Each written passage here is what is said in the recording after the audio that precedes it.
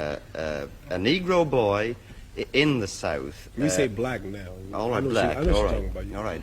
Is it not the same thing? What? No, Negro. We are taught that all people are named after country. Chinese are named after China. Cubans are named after Cuba. Irish people are named after Ireland. Indonesians named after Indonesia. Japanese are named after Japan. Australians are named after Australia. But there's no country named Negro. All right, then let me. You understand? I understand. You're not as dumb as you look. Let me rephrase. Do I look that dumb? No, it's okay. What I really mean is, did you? History of ourselves, the history of our true religion, our nationality, our names. See, we don't have our names, you know. I notice how proud you all are, proud of your names. See, Chinese have names like Chang Chong, Lu Qian. This is Islamic teachings. Russians have names like Kosygin or Khrushchev. You have names like O'Connor or Grady or Kennedy. And Africans have names like Lumumba, Nkrumah. And Jews got names like Weinstein and Goldberg, and Italians got names like Dundee and Benvenuti and Marciano. But we have names like Grady and Clay and Hawkins and Smith and Jones and Johnson, but we are black. These are the slave names. Yeah, so when I heard this, I knew it was the truth. It's history. So Muhammad Ali is a beautiful black name of our ancestors. So when I heard this, I just had to walk out of the church and Christianity because they never taught us our true knowledge. Then they told me how we were brainwashed in America. We see Jesus, he's white with blonde hair and blue eyes. We see the Lord's Supper, all white people. We see the angels in heaven, all white people. Woman, Miss World, a white woman. Even Tarzan, the king of the jungles in Africa, he was white. He said,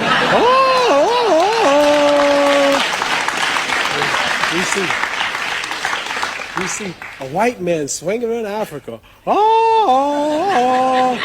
with a diaper on.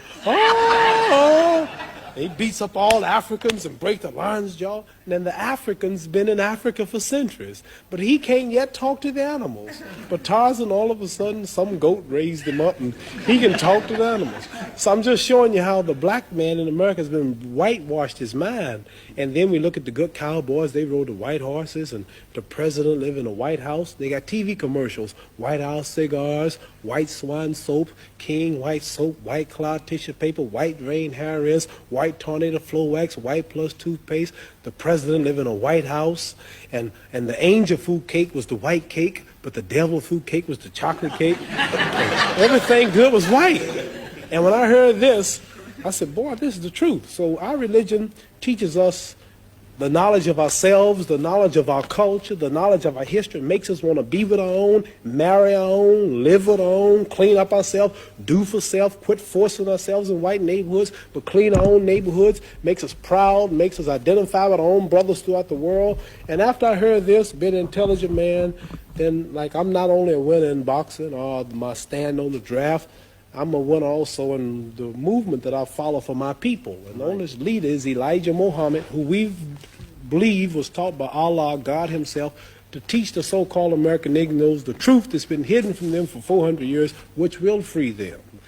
Has said something which perhaps a lot of us white people have misunderstood. Perhaps you can explain it to me. He said that white men are devils. Yes. What does he mean by that? He means just what he said, the deeds and the works of the man. He says the American devils. The lynching, the killing, cutting the black people's private out, sticking it in the mouth is what they did to us. Got a book called 100 Years of Lynching written by white men. Taking black women who was 4 months pregnant, they took us for years and hung us up at the feet and stuck a dagger in the stomach and ripped it and pulled the unborn baby out just to put fear in other slaves. They tied up black people to horses, and 2 horses, and pulled his arms out and pulled his legs out. Lemonade trains with white children and white people of America used to come and watch them tie up 10 or 15 black men and pour gasoline on them and burn them, watch them burn alive. They took us and hung us up with trees and shot us with bullets. They took and cut a hand off and gave it to the little boy, and they took the leg off. And this is worse than the devil. All right, but... see, the devil, the preacher in the church taught us that the devil was up under the ground. Right. And he'll wait till he died before he burn us up. This white devil in America was worse because he burned us while we was alive. He didn't wait till we died. So what I'm trying to say is the deeds and the works. And I think this, if Elijah Muhammad can stand in America for 42 years before my little black self was born and say that the American white man is the devil, then the white man should get up and say you are a lie and carry him to court and say we are not the devil. Not one American, not one government official, one mayor, one senator, none of them will stand up and say that they are not devils and this man is lying. So what am I to do? Right. I believe it. Do you believe that every white man is a devil? I mean, Angelo Dundee, Harold Conrad? Angelo Dundee's Italian. He's got a lot of he's got a lot of black blood in him. Harold Conrad's Jew. So there are exceptions. There are exceptions. No, listen. What I'm saying to you is this. I'm saying that Elijah Muhammad, our leader, teaches us this. And I believe everything he say. So it's not for me to prove that. You must remember, you have not lynched me. It wasn't the Germans that did this to us. It wasn't the white Canadians who's right on our border. He put emphasis on the American devils. He's missioned to America by God to preach the truth. So what I'm saying, let's say we got one white fellow in America who has proved that he means right. Let's say we got another one. White people have died in demonstrations for black people. Now, here's the position I'm in. Here's 10,000 whites coming to kill me. And in those 10,000, or let's say here's 10,000 rattlesnakes coming to bite me. And in those 10,000, there was 1,000 that didn't mean no harm. And I knew there was a good 1,000 snakes out there, but they all look alike. Now, what should I do? Should I keep the door open and let the 10,000 in, hoping that the 1,000 will unite and save me and one bite will kill me? Or should I just be safe and shut the door? So we have white people say, I mean right. I have a black husband. Oh, my children are black. I love everybody. I really believe you. But I'm sorry, man, there's 10 more thousand behind you that don't feel that way. I'm just sorry, but what am I going to do? All right.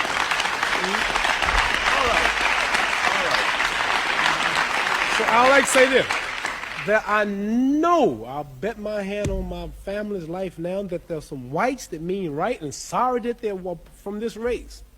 But there's so few until it don't really matter, until I can't forget all the lynching, all the depriving, all the murder, everything that's happened, because they're two that mean right. Right, but don't See, when America dropped bombs on Vietnam, she drops them. Okay. Babies, boys, when she dropped the bomb on Japan, she dropped it. They don't say some innocent, they just said war. So when a person in Belfast leave a bomb, they don't say, well, there's a kid that's innocent in here. There's an old lady, she's blind. They just, boom, throw the bomb. So what I'm saying, not because they do, we have a problem.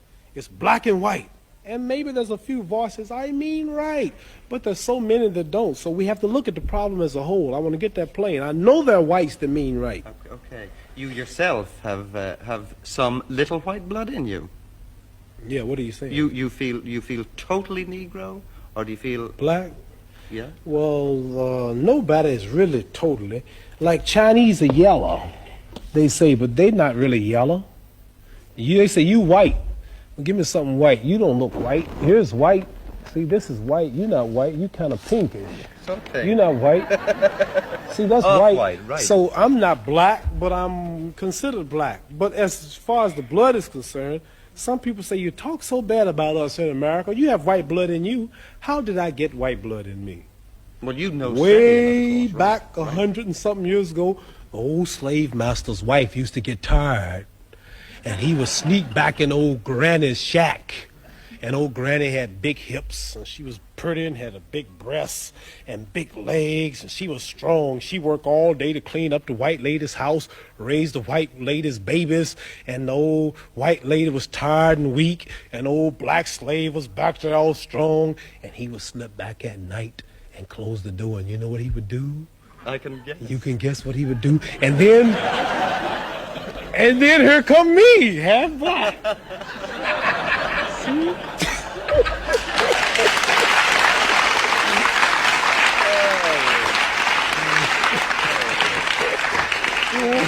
Maybe we can get back